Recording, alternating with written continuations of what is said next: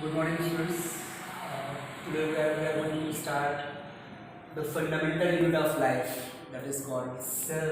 Cell के बारे में हम लोग पढ़ेंगे जो और इस चैप्टर में क्लास 9 के पहला चैप्टर है आपका सेल और इसके बारे में हम लोग डीपली जाएंगे। बट उसके पहले हम लोग सेल की डेफिनेशन के बारे में देखेंगे। तो व्हाट इज सेल? सेल क्या है भाई? तो cell is the smallest structural and functional unit of life. कोई भी कोशिका है वो जीवन की क्रियात्मक और संरचनात्मक, सेल इज द स्मॉलेस्ट, सबसे छोटी जो है cell is the smallest structural and functional unit of life. इसको डिफाइन कर सकते हैं, ये बहुत इंपॉर्टेंट है। और हम लोग कैसे जानेंगे कि ये structural cell is the structural smallest unit of life, इसको हम लोग कैसे जानेंगे? जैसे कि ये हमारी बिल्डिंग है जो है, तो बिल्डिंग जो बनी है वो बिल्डिंग ब्रिक से बनी है जो है, ब्रिक मीन्स ईंटों से मिलकर बनी है। उसी तरह से जो हमारा शरीर, किसी भी लिविंग ऑर्गेनिज्म का जो शरीर है, बॉडी है, बॉडी का सबसे छोटा जो हिस्सा है, जो सबसे छोटा पार्ट है, जो उसे हम लोग सेल कहेंगे जो है। तो cell is the smallest unit of life. Cell is the smallest unit of all living organism. Cell is the smallest unit of all living organisms. कई सारे cells, similar kind of cells join together to form a tissue which perform a similar kind of function. बहुत सारी एक तरह की कोशिकाएं जो एक ही तरह के कार्य को संपन्न करे जो है, एक साथ मिलकर के वो टिश्यू का निर्माण करती हैं, ऊतक का निर्माण करती हैं जो है। तो सेल से एक टिश्यू का डेवलपमेंट होता है जो है, सेल से टिश्यू का डेवलपमेंट होता है। और टिश्यू जो है, और टिश्यू मिलकर जो है वो ऑर्गन का डेवलपमेंट करते हैं। ऑर्गन का मतलब अंग का डेवलपमेंट करते हैं जो है, और ऑर्गन से ही ऑर्गन सिस्टम बनता है जो है, तंत्र बनता है जो है, ऑर्गन सिस्टम बनता है जो है आपका। और ऑर्गन सिस्टम से ही ऑर्गेनिज्म, ऑर्गन सिस्टम से ही ऑर्गेनिज्म का निर्माण होता है। तो इस तरह से हम लोग देख रहे हैं जो है कि जो सेल है, जो कोशिका है, वो सबसे छोटी क्रियात्मक इकाई है। उसी से किसी भी जीवधारी का निर्माण होता है। Cell, similar kind of cells join together to perform a certain kind of function is called tissue. कई तरह की कोशिकाएं जो एक तरह की कोशिकाएं, एक तरह की कोशिकाएं जो एक तरह का कार्य करें, एक साथ मिलकर के टिश्यू कहते हैं। और टिश्यू से ही अंग, ऑर्गन का निर्माण होता है, ऑर्गन से ही ऑर्गन सिस्टम और ऑर्गेनिज्म अर्थात जीवधारी का निर्माण होता है। जस्ट टेक एन एग्जांपल, जैसे मानव है, मानव एक लिविंग बीइंग है। मानव के अंदर कई सारे जो है आपके तंत्र पाए जाते हैं जो है, जैसे पाचन तंत्र, डाइजेस्टिव सिस्टम जो है। डाइजेस्टिव सिस्टम का छोटा सा एक पार्ट है जो है लीवर। तो जो लीवर है, लीवर क्या है? लीवर एक ऑर्गन है। लीवर क्या है? लीवर एक ऑर्गन है।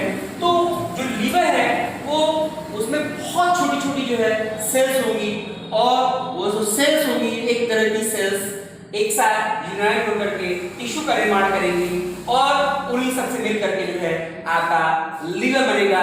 और लीवर किसका पार्ट है जो है? वो डाइजेस्टिव सिस्टम का पार्ट है। Liver is a part of digestive system, पाचन तंत्र का एक भाग है जो है आपका यकृत जो है, लीवर, और वह उसी से जो है ऑर्गेनिज्म अर्थात जीवधारी का निर्माण होता है जो है। सो हम लोग इसको कहते हैं, कह सकते हैं कि cell is the smallest unit of life, or you can say that cell is the structural as well as functional unit of life.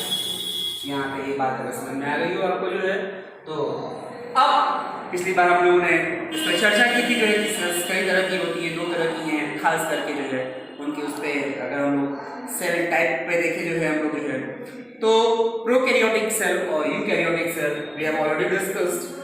इसको हम लोग जो है, प्रोकैरियोटिक का मतलब क्या हुआ जो है, प्रो मींस प्रिमिटिव और कैरियोन का मतलब होता है न्यूक्लियस, अर्थात प्रिमिटिव टाइप ऑफ न्यूक्लियस जिसमें पाया जाए वो प्रोकैरियोटिक सेल्स हैं। इट मींस कि न्यूक्लियस के ऊपर यदि न्यूक्लियर मेम्ब्रेन न पाया जाए, ऐसी सेल्स जिसमें न्यूक्लियस के ऊपर न्यूक्लियर मेम्ब्रेन न पाया जाए, वो प्रोकैरियोटिक सेल्स हैं। वो किसमें पाई जा रही है आपकी? वो बैक्टीरिया और ब्लू ग्रीन एल्गा में। बैक्टीरिया अर्थात जीवाणु और ब्लू ग्रीन एल्गा मतलब नीले हरे शैवाल। इसमें प्रोकैरियोटिक कोशिकाएं जो है और यूकैरियोटिक कोशिकाएं किसमें पाई जाती है? यूकैरियोटिक क्या है? यू का मतलब वेल और गुड और कैरियन का मतलब होता है न्यूक्लियस, अर्थात जिसमें सुविकसित केंद्रक पाया जाए जो है, जिसमें सुविकसित केंद्रक पाया जाए अर्थात केंद्रक के ऊपर जो है अर्थात न्यूक्लियस के ऊपर न्यूक्लियर मेम्ब्रेन पाया जाए जो है, तो वो यूकैरियोटिक सेल्स हैं। जितने भी हायर प्लांट्स हैं, एनिमल्स हैं, वो यूकैरियोटिक हैं जो है। इसमें डिफरेंस हम लोग एक वीडियो में ऑलरेडी देख चुके हैं, जो इसमें हम लोग डिस्कस नहीं करेंगे जो है, हम लोग आगे बढ़ते हैं जो है। आज हम लोग का टॉपिक है डिस्कवरी ऑफ सेल, है ना जी, कोशिका की खोज कैसे हुई, उसमें मुख्य जो है जो साइंटिस्ट हैं उनके नाम के बारे में जानेंगे। तो पहला है रॉबर्ट हुक 1665।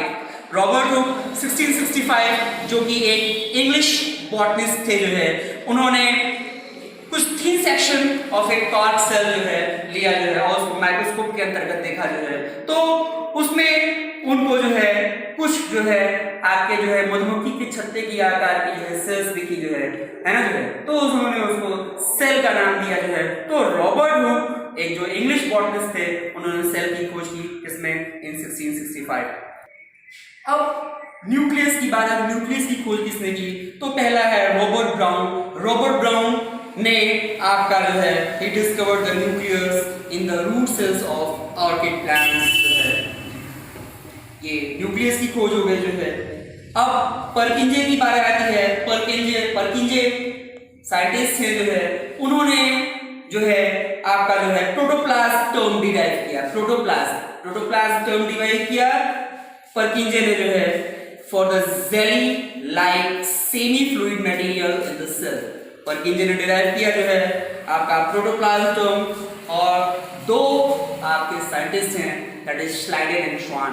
दो साइंटिस्ट हैं आपके श्लाइडेन एंड श्वान, एमजी श्लाइडेन एंड थियोडोर श्वान।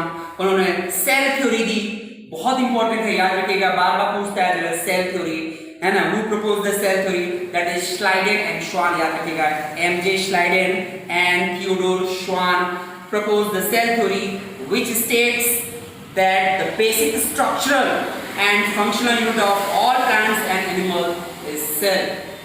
ये सेल थ्योरी है। और उसके बाद Rudolf Virchow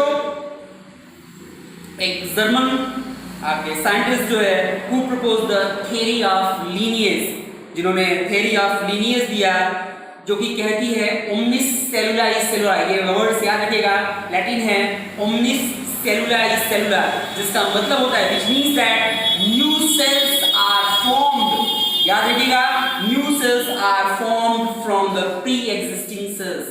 new cells are formed from the pre-existing cells जो है, नई कोशिकाओं का विकास पूर्ववर्ती कोशिकाओं से होता है जो है। ये थियरी दी थी जो है, theory of lineage, Rudolf Virchow ने, याद रखिएगा, Rudolf Virchow theory of lineage. उसके बाद अब नॉल और रस्का, ये जर्मन साइंटिस्ट थे जो है, जिन्होंने इलेक्ट्रॉन माइक्रोस्कोप डिजाइन किया जो है 1940 में जो है, नॉल और रस्का, के इसमें साइलेंट है, नॉल और रस्का। तो ये कुछ जो है डिस्कवरी ऑफ सेल के बारे में कुछ उसकी थ्योरी थी, आपको याद करना है जो है साइंटिस्ट के नाम याद रखिएगा। लेट मी रिकॉल, आपका जो है रॉबर्ट हुक जो इंग्लिश बॉटनिस्ट थे, उन्होंने टर्म दिया सेल का जो है ना जो है, उन्होंने कॉर्क सेल्स की खोज की जो है ना जो है, और उन्होंने कुछ जो है मधुमक्खी के छत्ते के आकार की कोशिकाएं देखी जो है, सेल्स को देखा जो है, और उन्होंने जो इसको लैटिन वर्ड दिया सेला, मींस ए लिटिल रूम, और लिटिल रूम। उसके बाद बात आती है आपका रॉबर्ट ब्राउन का, discovered the nucleus, Robert brown ने। उसके बाद परकिंजे who gave the term protoplasm, और उसके बाद श्लाइडेन एंड श्वान की बारी आती है who proposed the cell theory which states that the basic structure and functional unit of all the plants and animal is cell। उसके बाद रुडोल्फ विर्चो की बात आती है, जिन्होंने theory of lineage दिया। इसका मतलब क्या है? omnis cellula is cellula, ये लैटिन वर्ड है, omnis cellula is cellula, याद रखिएगा। रुडोल्फ विर्चो ये वो क्या कहता है कि जो भी the new cells are formed from the pre-existing cells, ये important है, याद रखेंगे। और नॉल और रस्का जो कि जर्मन साइंटिस्ट थे who designed the electron microscope in 1940s। Thank you।